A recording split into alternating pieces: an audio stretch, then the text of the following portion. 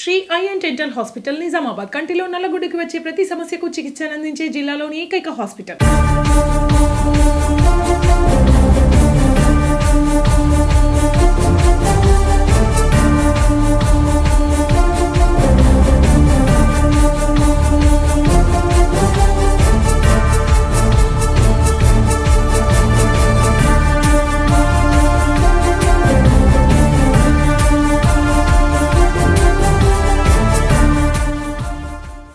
బాల్కొండ నియోజకవర్గానికి కాంగ్రెస్ ఇన్ఛార్జ్ అయినటువంటి ముత్యాల సునీల్ రెడ్డిని అరెస్ట్ చేయడం జరిగింది 6వ తారీఖున.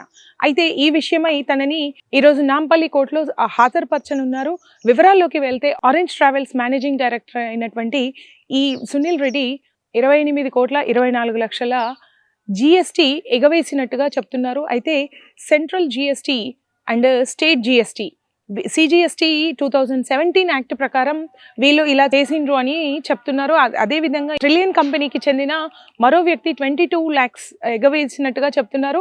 ఈ ఒక్క అంశం వల్ల రాష్ట్రం మొత్తంగా ఇట్లాంటివి మరి ఎన్ని ఉన్నాయి, ఎన్ని ట్యాక్స్ ఎగవేతలు జరుగుతున్నాయి, ఇట్లాంటి కేసులు ఎన్ని ఉన్నాయి అనే విషయంలో దృష్టి సారించారు అధికారులు. అయితే ఇక్కడ ఒక విషయం ఏంటి అంటే, సునీల్ రెడ్డి చెప్తున్న వర్షన్ ఏంటి అంటే, ఇక్కడ మేము ట్యాక్సులు కడుతూ ఉన్నాము, మేము 5% GSTతో ట్యాక్సులు వసూలు చేసి కడుతూ ఉన్నాము. అధికారులు ఇప్పుడు దాన్ని 12%కి పెంచి ట్యాక్సులు పే చేయమని చెప్తున్నారు.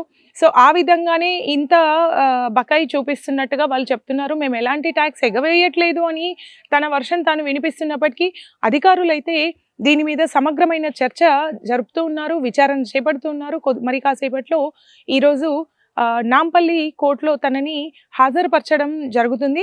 అయితే ఈ విషయమై ఈ CGST ఏదైతే ఉందో సెంట్రల్ GST అధికారులైతే దీని మీద చాలా సమగ్ర విచారణ చేపడుతున్నారు అని చెప్పాలి. గత 3 నెలల నుంచి ఈ GST ఎగవేత జరుగుతుంది అన్నట్టుగా తెలుస్తుంది. అయితే హోల్డ్ పెట్టినరా లేకపోతే ఈ విషయం ఏంటి అనేది మనం వేచి చూడాలి.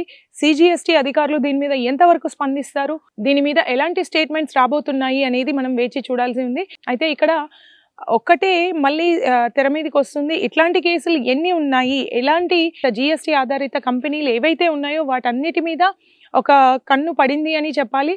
సో దీని వెనకాల అధికారులు చాలా పకడ్బందీగా విచారణ చేపడుతున్నారు.